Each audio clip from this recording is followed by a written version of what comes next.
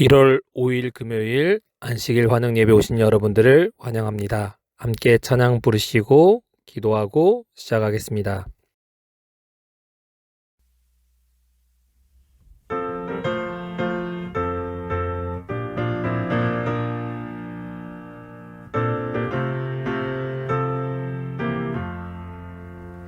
주의 음성을 내가 들으니 사랑함이 넘치네.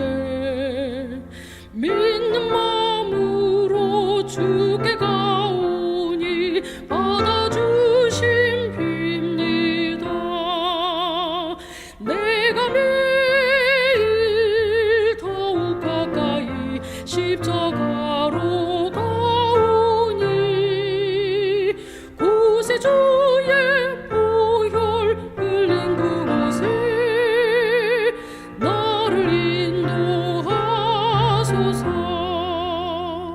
주의 넓으신 은혜 힘입어 주를 섬겨 일하고 나의 품은 뜻 주의 뜻같이 되게 하여 주소서. 내가 매일 더욱 가까이 십자가로 가오니 곳에 주의 보혈 흘린 그곳에 나를 인도하소서.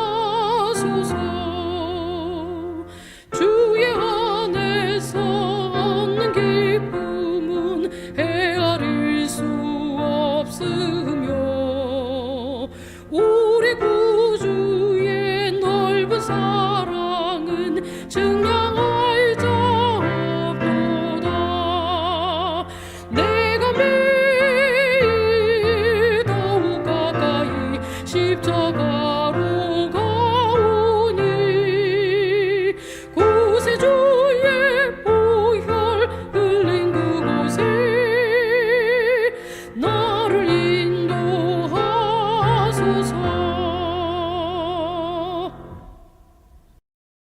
사랑의 아버지 하나님, 첫 안식일을 맞도록 인도해 주셔서 감사합니다. 2024년도도 하나님의 말씀 속에 사는 전도도교회 모든 성도님 될 수 있도록 인도하여 주시기를 간절히 기도합니다. 오늘 공회에서 설교하는 바울이란 제목으로 함께 말씀을 나누겠습니다. 말씀을 전하는 저와 성도들에게 하나님의 은혜가 함께하여 주시기를 사랑이 많으신 예수님으로 간절히 기도합니다. 안녕하십니까? 1월 5일 금요일 안식일 환영 예배 오신 여러분들을 환영합니다. 오늘 설교 제목은 공회에서 설교하는 바울 사도행전 23장 1절부터 35절에 있는 말씀으로 함께 은혜를 나누고자 합니다. 먼저 사도행전 23장 1절부터 5절에 있는 말씀을 함께 읽겠습니다. 바울이 공회를 주목하여 이르되 여러분 형제들아 오늘까지 나는 범사의 양심을 따라 하나님을 섬겼노라 하거늘 대제사장 아나니아가 바울 곁에 서 있는 사람들에게 그 입을 치라 명하니 바울이 이르되 회칠한 담이여 하나님이 너를 치시리로다. 내가 나를 율법대로 심판한다고 앉아서 율법을 어기고 나를 치라 하느냐 하니 곁에 선 사람들이 말하되 하나님의 대제사장을 내가 욕하느냐. 바울이 이르되 형제들아 나는 그가 대제사장인 줄 알지 못하노라. 기록하였으되 너의 백성의 관리를 비방하지 말라 하였느니라 하더라. 바울은 천부장의 도움을 받아서 구출되었고 예루살렘 공회에 서게 되었습니다. 23장 1절에 보면 공회를 주목하여 이르렀다고 이야기합니다. 사람들을 바라보았습니다. 바울이 유대인의 최고 집단을 이제 수십 년 만에 다시 보게 되었습니다. 수십 년 전에는 산에 들린 회원이었기 때문입니다. 그는 이렇게 얘기합니다. 나는 범사에 하나님을 섬겼다라고 그들에게 이야기합니다. 빌립보서 3장 6절에는 그가 율법에 의로는 흠이 없다라고 이야기합니다. 그가 율법에 흠이 없다는 말은 그가 열심을 당하여 섬겼다라는 것입니다. 양심을 따라 하나님을 섬겼습니다. 빌립보서 3장 9절에는 내가 가진 의는 율법에서 난 것이 아니요 오직 그리스도를 믿음으로 말미암았다라고 이야기합니다. 자신의 의가 율법의 행함이 아닌 믿음으로 났다라는 고백과 일맥상통하는 말입니다. 나는 범사의 양심을 따라 하나님을 섬겼다라는 것입니다. 선한 양심으로 하나님을 섬겼습니다. 지금 자신에게 씌워진 잘못된 고발에 대해서 그가 이야기하는 것입니다. 하나님을 열심을 다하여 섬겼던 자신에게 잘못된 것이 씌워졌음을 그가 말한 것입니다. 하나님의 백성으로서 하늘 시민으로서 의무를 다했다라고 고백합니다. 그러자 대제사장 아나니아가 그 입을 치라라고 말합니다. 바울의 양심 선언은 사내들인의 위선 혐의를 고발하는 것 같았습니다. 바울의 행동이 양심적이었다면 사내들인 공회의 행동은 분명하지 못하였기 때문입니다. 둘 중 한 사람은 잘못한 것입니다. 그래서 바울이 이렇게 얘기합니다. 회칠한 담여 하나님이 너를 치겠다라고 이야기합니다. 회칠한 담이라는 외식하는 자를 지칭하는 말입니다. 재판을 맡아 고위직에 앉아있는 사람이 외적 장신물에 치중하는 것입니다. 하나님께서 너를 치시겠다라고 말합니다. 똥 묻은 개가 겨 묻은 게 나무란다는 것과 같습니다. 대제사장 자신이 잘못한 걸 알지 못하고 바울을 지금 나무라는 것과 같습니다. 회칠한 무덤이란 겉으론 정결하게 보이지만 실제 내부는 더럽고 썩어 냄새나는 상태를 의미하는 것입니다. 그 당시에 대제사장은 돈을 주고 샀기 때문에 백성들의 선망의 대상이 아니었습니다. 로마에게 돈을 대서 장인이 그리고 사위가 대상이 되는 일이 빈번하게 발생했습니다. 안나스와 가야바가 대표적이었고 여기 아나니아도 별반 차이가 없었습니다. 왜냐하면 혈통으로 대제사장은 전통돼야 되는데 그렇게 되지 않았기 때문입니다.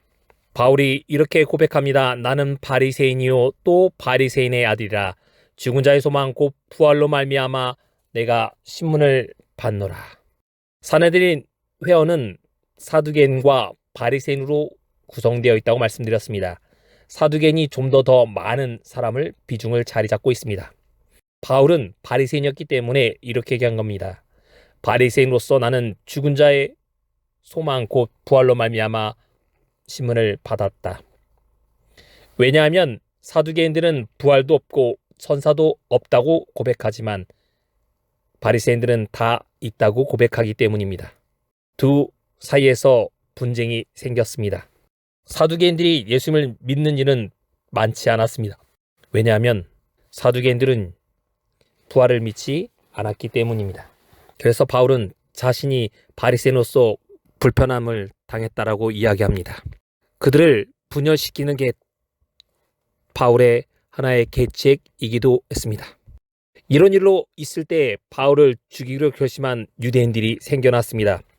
23장 12절과 15절에는 바울을 죽이기로 결심한 유대인들이 40여 명이나 됐다라고 이야기합니다. 바울을 죽이기 전에 먹지도 않고 마시지도 않겠다라고 결심한 사람들이었습니다. 그리고 대제사장들과 장로들이 가서 말하되 우리가 바울을 죽이기 전에는 아무것도 먹지 않기로 굳게 명세하였으니 이제 너희는 그의 사실을 더 자세히 물어보려는 척하면서 공회와 함께 천부장에 청하여 바울을 너희에게로 데리고 내려오라. 우리가 그가 가까이 오기 전에 죽이기로 준비하였다라고 이야기합니다.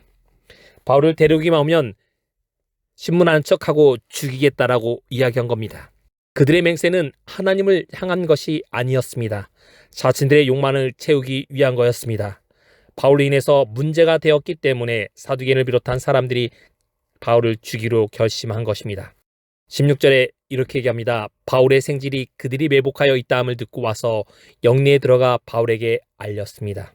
바울의 친척에 대한 유일한 언급입니다. 로마에 그의 친척이 있기도 했습니다. 고린도에도 있었습니다. 마찬가지로 예루살렘에도 아마 공부하고 있었던 그의 바울의 생질이 있었던 것으로 재림교회 주석은 설명합니다. 바울은 보호 차원에서 구금되어 있었습니다. 그러나 그의 친구들을 만날 수는 있었습니다. 로마의 법에는 세 가지 구금을 규정하고 있습니다. 첫 번째는 일반인을 공공의 감옥에 구금하는 것입니다. 두 번째는 고위직 인사를 공판일에 출두시킬 책임을 진 재판관이라 원로원 의원의 개인 구금에 맡기는 것입니다. 세 번째는 생명을 걸고 제수를 지킬 책임을 진 군병이 대개는 자신의 왼손과 제수의 오른손을 사슬에 묶어두는 군사구금. 바울은 군사구금에 현재 처해 있었습니다. 바울이 백부장을 청하여 천부장에게 만나도록 청합니다. 무슨 한 말이 있다고 얘기하니 천부장에게 데려갑니다. 왜냐하면 바울은 이미 로마 시민임을 밝혔기 때문입니다. 천부장이 그의 손을 잡고 물러가서 조용히 묻되 내게 할 말이 무엇이냐라고 이야기합니다. 자유롭게 이야기하도록 그에게 시간을 준 것입니다. 이미 바울은 로마 시민임을 루시아는 알고 있었습니다. 그래서 바울을 많이 배려해 준 것으로 보입니다. 로마인들은 관례에 따라서 유대인보다 더욱 사려 깊고 공정하게 바울을 취급하도록 했습니다. 조용히라는 말은 바울의 말에 주안점을 두었다는 것입니다. 이렇게 고백합니다. 유대인들이 공모하기를 그들이 바울에 대하여 더 자세한 것을 묻기 위함이라고 내일 그를 데리고 공회로 내려오기를 당신께 청하자 하였으니 당신은 그들의 청함을 따르지 마시옵소서. 그들 중에 바울을 죽이기 전에는 먹지도 않고 마시지도 않기로 맹세한 자가 40여 명이 그를 죽이려고 숨어서 지금 다 준비하고 당신의 허락만 기다리나이다고 이야기합니다. 바울을 심으라는 그 장소가 신문 장소가 아닌 바울이 죽음의 장소로 바뀔 수 있다라고 얘기합니다. 유대인들의 적대 행위로 바울이 이방 선교에 나설 수 없다는 것입니다. 이 표현은 이스라엘 전체를 지시하는 것처럼 표현됩니다. 좋지 말라는 말은 좋다라는 말입니다. 감언으로 속이다는 그 말과 같은 의미입니다. 속임을 당하지 말라는 말입니다. 매복하여 있다는 것입니다. 잠복하여 바울을 죽이기로 결심한 사람이 40명이나 되니 바울을 살려달라라고 이야기합니다. 천부장이 청년을 보내며 백부장 둘에게 가이사랴까지 갈 보병 200명과 70명의 기병과 창병 200명을 준비하라고 이야기합니다. 천부장이 관할하는 1000명 중에 470명, 곧 거의 절반에 가까운 병력을 빼서 바울을 안전하게 보내기로 결심합니다. 바울이 로마 시민이었기 때문에 잘못해서 무고한 희생을 당하지 않도록 방치한 것입니다. 잘못하면 자신에게도 책임을 지을 수 있기 때문에 그는 안전하게 바울을 보내려고 자신의 백부장 둘에게 바울의 호의를 부탁합니다. 바울은 안전하게 보호되었습니다. 잠언 14장 22절에는 악을 꾀하는 사람은 길을 잘못 가는 것이나 선을 계획하는 사람은 인자와 진리를 얻는다고 이야기합니다. 하나님의 꿈을 꾸었기 때문에 하나님이 바울을 보호하고 계셨습니다. 하나님의 길을 가기 때문에 나의 길을 가지 않았기 때문에 하나님께서 보호하신 것입니다. 잠언 16장 9절은 사람이 마음으로 자기 길을 계획할지라도 그의 걸음을 인도하시는 이는 여호와시라고 말합니다. 내가 계획한 것이 아니라 하나님이 우리를 인도하고 있음을 우리는 알아야 합니다. 어느 곳으로도 도망갈 길이 없었지만 하나님께서 길을 만들어 주셨습니다. 사람이 볼 때는 불가능하지만 하나님께서 만들어 주신 것입니다. 바울을 천부장이 이제 총독 벨리스에게 무사히 보내기 위해서 준비합니다. 보병 200명, 기병 70명, 창병 200명, 470명의 군사를 이용하여 바울을 안전하게 총독에게로 데려갑니다. 완전하게 이송한 것입니다. 총독 벨리스에게 보고하게 되었습니다. 고발한 것이 그들의 율법 문제고 별반 문제가 없기 때문에 보낸다라고 이야기합니다. 소집해 보았더니 율법 문제이고 로마법과는 전혀 상관없다라고 이야기한 것입니다. 바울에게 죄가 없다라고 천부장이 결론을 내린 것입니다. 그러나 유대인들은 죽이려고 하니 로마 시민인 사람을 제가 안전하게 당신에게 보내다고 말합니다. 바울은 군대 호의를 받아서 원수들의 손에서 완전히 벗어날 수 있었습니다. 바울의 안전함은 하나님의 보호하심이셨습니다.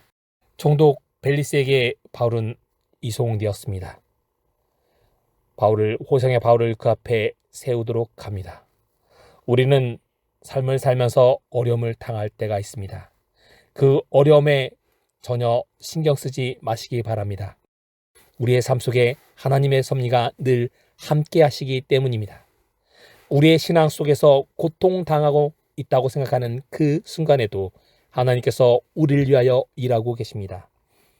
하나님은 고난 중에도 우리의 생명을 지켜주십니다. 하나님을 신뢰하는 저와 여러분이 되시기 바랍니다. 오늘도 우리의 삶을 주관하시는 하나님을 믿게 되시기 바랍니다. 말라기 3장 16절은 여호와를 경외하는 자와 그 이름을 존중히 여기는 자들 위하여 여호와 앞에 있는 기념책에 기록하셨다고 말합니다. 우리는 기념책에 기록된 사람들이기 때문에 하나님께서 가만두지 않으시고 보호하십니다.